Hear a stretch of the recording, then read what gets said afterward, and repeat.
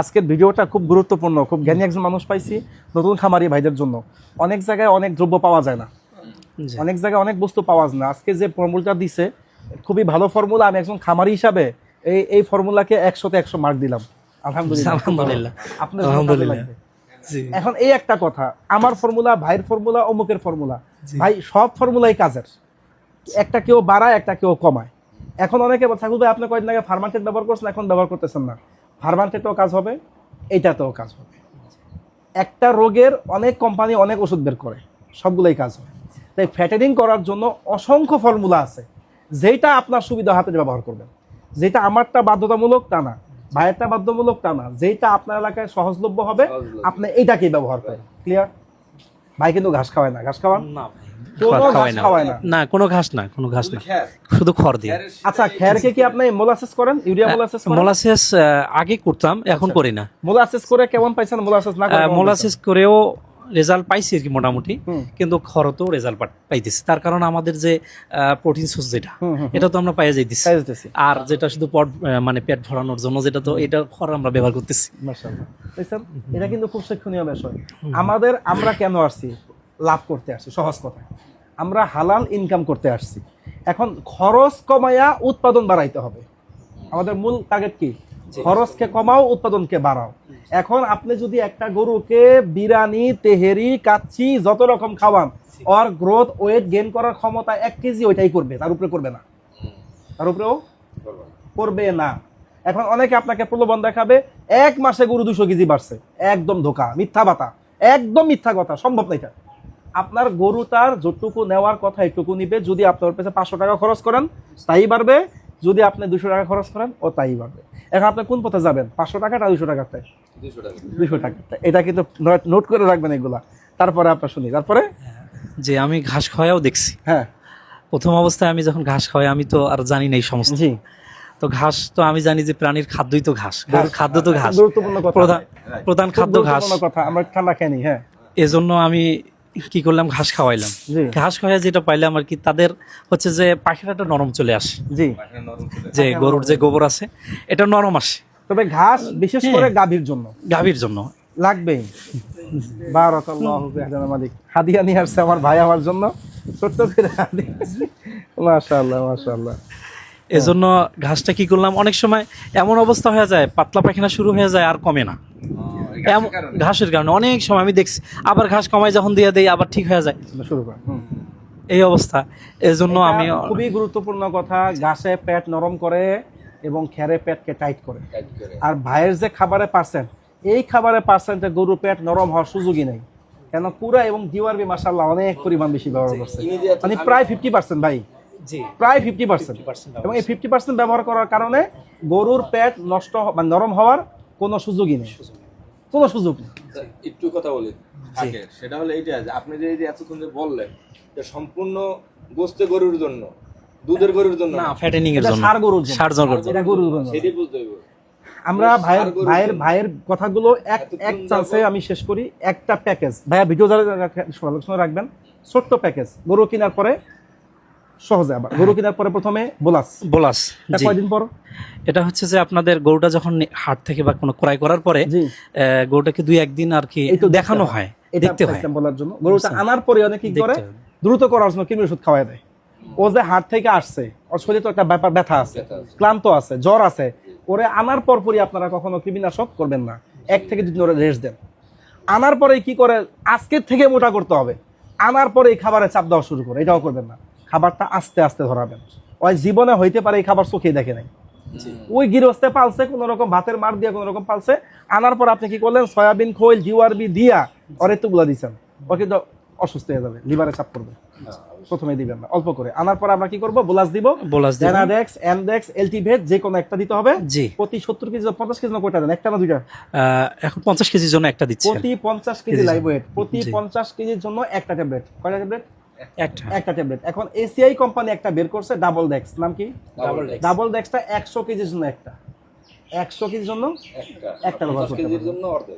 এটা হ্যাঁ অর্ধেক। আবার অন্য কোম্পানি ডেনাডেক্স আছে, এনডেক্স আছে, এলটিভেট আছে, ওইটা 50 কেজি লাইভ ওয়েটের জন্য একটা ট্যাবলেট দিব। লাইভ ওয়েট মাপতে হবে আপনাদের, এই লাইভ ওয়েটটা শিখতে হবে। ফিতার মাপও আছে। সবচেয়ে ভালো হয় যদি সামর্থ্য থাকে স্কেল কিনে নেওয়া, এটা আপনার ব্যবসাকে সহজ করে দিবে। তারপর ভাইয়া আমরা কি করব, জি এটার পরে এক সপ্তাহ পরে আমরা কি দিব, আমরা দিব নাইট্রোনেক্স কলিজা কৃমি। জি তার এক সপ্তাহ পরে ব্যবহার করব কি ভার্মিক বা আইভারমেকটিন, নাম কি আইভারমেকটিন। আমাদের কৃমির ডোজ কমপ্লিট। এই ফাঁকে আমরা দিব কি liver tonic, liver tonic. Tonic. এই যে এই ইনজেকশন করছি কৃমিনাশকের মাঝখানে জি আমরা লিভারটাকে সুস্থ রাখার জন্য দিব হ্যাপা বিটা ভিটা, মুখস্থ করেন হ্যাপা বিটা। তারপর এরপর ক্যাটাফস শুরু করেন কবে থেকে, ক্যাটাফস হচ্ছে যে কীটনাশক হওয়ার পর থেকে কৃমিনাশক হওয়ার পরে এই সিরিয়ালগুলো যখন চলে যায় শেষ। কৃমিনাশক ক্লিয়ার, শেষ। এরপরে হচ্ছে যে ক্যাটাফস ব্যবহার ক্যাটাফস শুরু করি। ব্যবহার শুরু করি। জি Good. এটা আপনার 4 থেকে 5 সপ্তাহ দিলেই এনাফ হয়ে যায়, এনাফ বেশি হয় 10 দেওয়া লাগে না। 20 মিলি করে, হ্যাঁ 20 মিলি করে, 20 মিলি করে 4-5 বার। হ্যাঁ, মানে 4-5 একটা বড় গরুকে 100 মিলি, সহজ কথায় সহজ কথা আর কি এটা। একবারে সহজে বলে দিছি, একটা জি। বড় গরুকে 100 মিলি দিবেন ক্যাটাফস।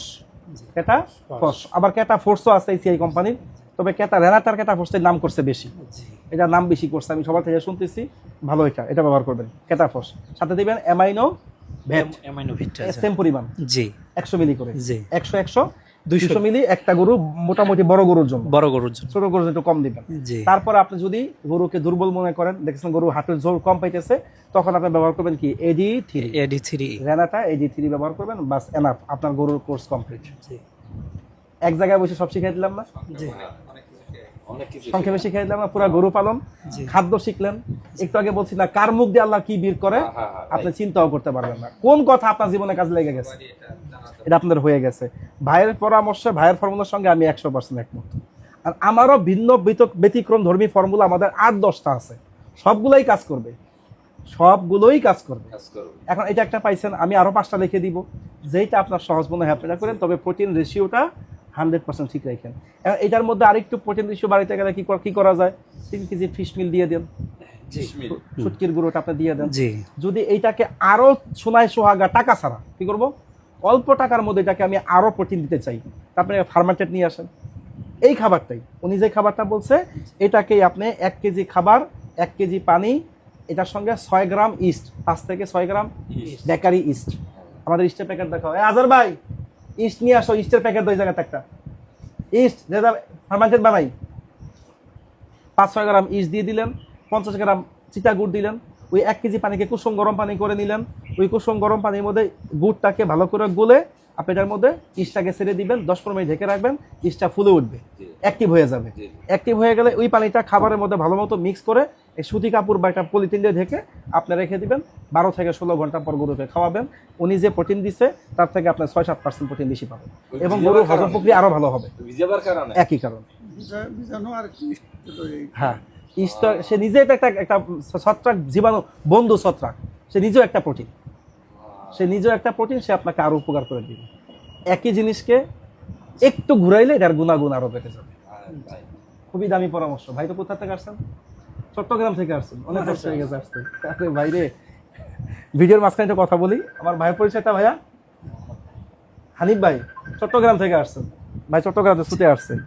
আচ্ছা, আমরা এবার ভাইয়ের পরিচয় নেই। খুবই দামি মানুষ আসছে আমাদের মাঝখানে আজকে, একজন অভিজ্ঞ খামারি, এনার ক্ষেত্রে আমরা অনেক কিছু শিখতে এবং সে 1.5 মাসে থেকে 2 মাসের মধ্যে প্রতিটা গরু থেকে 25,000 টাকা লাভ করছে এভারেজ। এটা মুখের কথা না, অনেক কিছু। একজন সফল খামারিকে দেখতে চাইলে বাইরে দেখেন। এই যে লস কে কান্নাকাটি করছে, আমার কথা মিলছে, যে লস কান্নাকাটি করছে, গরু মরে গেছে, মানে গরু লস, বেচা কিনি নাই, দাম পায় নাই, সে নির্দিষ্ট সময় গরু ছেড়ে দিচ্ছে, সে ধৈর্য বসে থাকে নাই, বেচতেই হবে এত টাকার মধ্যে, 1 লাখ টাকা এক গরুতে লাভ করবো কেন ভাই, এত লোভ কেন তোমার? আমরা গরু পালবো, আমাদের হালাল ইনকাম ব্যবস্থা হবে, আরেকটা নিয়ত থাকবে, আল্লাহর বান্দাদের কুরবানিকে আমরা সহজ করবো, আমাদের উদ্দেশ্য এটাই থাকবে। এখন গরু একটা দাম আছে 5 লাখ, চাই বলছেন 1 কোটি টাকা, আবার কোন বংশমর্যাদা সম্পন্ন গরু, উচ্চ বংশীয় গরু, এসব ফটকামি করা যাবে না। আপনি যখন ন্যায্য দামে গরু বিক্রি করবেন, আল্লাহ তাআলা আপনার রিজিকে বরকত দিয়ে দিবে। আপনি জুলুমবাজ হইয়েন না, আপনি জুলুম করার চিন্তা করেন না, বেটা কুরবানি দিবে গরু কিনতেছে, এরকম আপনার মতো হাজার মানুষ আল্লাহ তৈরি করেছে গরু পালার জন্য, লক্ষ যুবক আল্লাহ তৈরি করছে কুরবানিকে সহজ করার জন্য, করছে না? আপনি বেচবেন আর বেটা বিচা ফেলবে, গরুর দড়ি ধরে বসে থাকা যাবে না। ন্যায্য মূল্য পাইছি, গোস্তের দাম পাইছি, আমার এই গরুটা থেকে 20,000 টাকা 25 লাভ হয়েছে, আলহামদুলিল্লাহ বিক্রি করে দিব।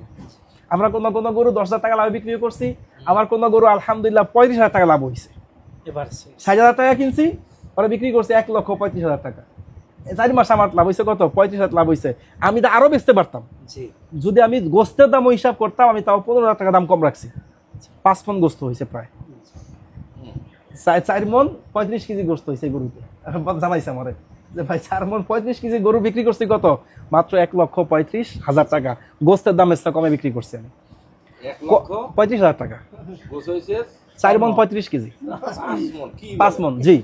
এইবার এইবার বিক্রি করছি আমি, আমার ফার্মে গরু বিক্রি করছি, কি বলেন না 5 মণের ফ্রিজিয়ান গরু বিক্রি করছি, ফ্রিজিয়ান গরু বিক্রি করছি। টাকার উপর আমি ওরা কিনছি কমে,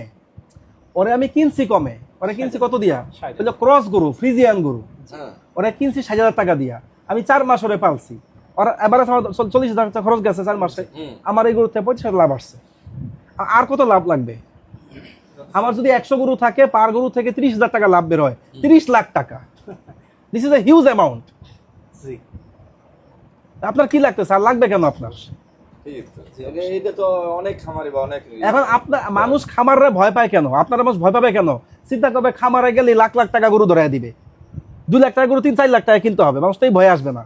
যখন আপনার ন্যায্য মূল্যে বিক্রি করবেন, আমার মতো 2027-এর গরু আজকে বিক্রি করে দিছি, জি 2027-এর কুরবানির গরু আজকে বিক্রি করছি আমি একটা, মানে 1 বছর আগে বিক্রি হয়ে গেছে গরু, আলহামদুলিল্লাহ। আপনাদের সাথে বিক্রি করলাম, তাহলে বিক্রি হবে না কেন? মুহাব্বতের কারণে। ইনশাআল্লাহ সহজ রাস্তা আছে, খুলেন। ভাই আর কিছু বলার আছে আমাদের জন্য? আমাদের জন্য উপদেশ দেওয়া আছে জি কিছু? আসলে আমরা জ্ঞান নিতে চাই আপনার থেকে, আজকে জ্ঞান দিব। আসলে আমি খামারের ইয়াতে অত বেশি বয়স না আর কি, খামার করা শুরু করা হচ্ছে 1.5 থেকে 2 বছর, কিন্তু আমার চিন্তা হচ্ছে যে আমার চিন্তা সবসময় থাকতো খামারের মধ্যে। আমার মতো হ্যাঁ, যেটা হলো আমি যখন আমি দেখি ফেসবুকে, এই জন্য আমি ছুটে আসা আমার নীলফামারী থেকে।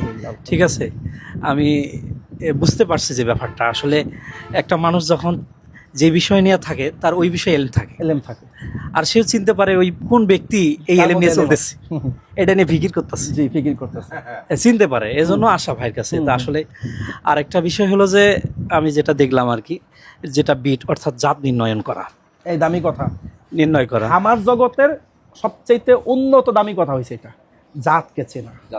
আপনি খামারি হয়েছেন না, আপনার লাগবে নজর। কি লাগবে? নজর।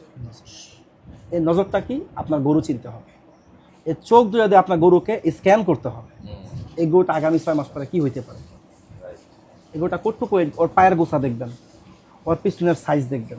ও সুখ না থাক সমস্যা নেই, ওই ফ্রেমে বলে দিব কি হবে আগামীতে, আর ফ্রেম বলে দিব। 2-1টা এটা প্রথমে পারবেন না, ওই 2-1টা লট কিনতে আপনি অনেক অভিজ্ঞ হয়ে যাবেন ইনশাআল্লাহ। আল্লাহ আপনাকে জ্ঞানী করে দেবে। তবে সবসময় আল্লাহর কাছে আশ্রয় চাই, যে আল্লাহ আপনাকে সাহায্য করে, আল্লাহ আপনাকে সাহায্য করে। আমার এক উস্তাদকে দেখতাম, ডান পায়ে জুতা পরতো, বাম পায়ে পরার সময় মুখ দেবে, আল্লাহ আমার সাহায্য করে। এই বাম পায়ে জুতা পরার সাহায্য সে চাই। জীবনের প্রতিটা ক্ষেত্রে আদনা সে আদনা আল্লাহর সাহায্য ছাড়া করিয়েন না। নমনীয় হন, আল্লাহ আপনাকে বড় বানাবে। অন্তত কারো কাছে লাগবে না, আল্লাহর কাছে আপনাকে ছোট বানাবে। আল্লাহর কাছে আপনাকে আপনার ছোট থেকে ছোট বানিয়ে দেবে, কারণ অহংকারটা একমাত্র ওনার পোশাক, আর কাউকে মানায় না এটা। যখন আপনি অনেক বড় কিছু হয়ে গেছে, আপনার মধ্যে ভাব আসবে, আল্লাহ আপনাকে ধ্বংস করে দিবে। যখনই আপনি নিজেকে নিজে মিটাই দিবেন, আল্লাহ আপনাকে দুনিয়া এবং আখিরাতে বড় করে দিবে। ঠিক আছে ইনশাআল্লাহ। এবার আপনার কিছু পরিচয় নেই, ভাইয়ের পরিচয় অনেক সময় দিচ্ছে ভাই, কাট করে আবার শুরু করো এটা।